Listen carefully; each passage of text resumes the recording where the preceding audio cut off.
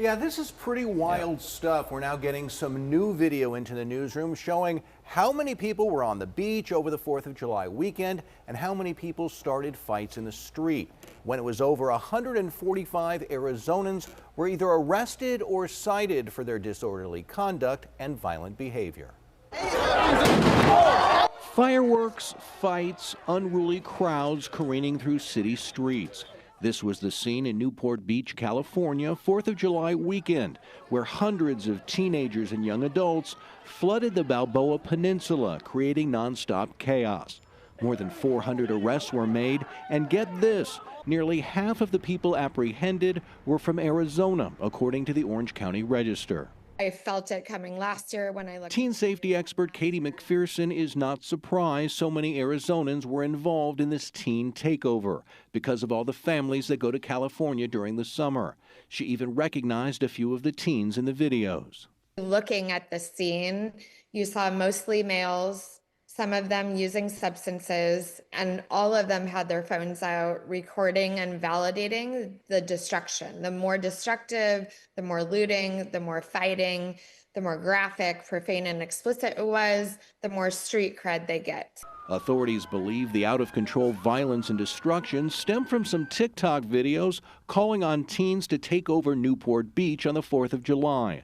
The city of Newport released a statement on Facebook that said, as the crowd quickly grew into the thousands, dangerous and unlawful behavior escalated, blocking roadways, preventing emergency access, and putting families, visitors, and first responders at risk. More than 350 officers were called out from several police agencies to control the crowd.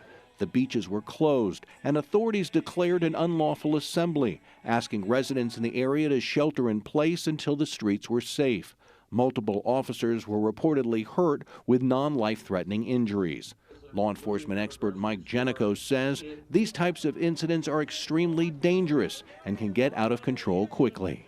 It's a telling example of how effective social media in all of its forms can be to get people to come to a location and then overwhelm public safety.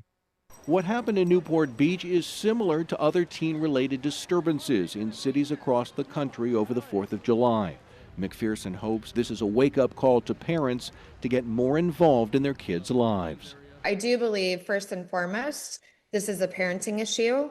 We can't police our way out of this. This kind of pervasive destruction, it's everywhere. It's not just in Newport Beach. It's right here in Arizona.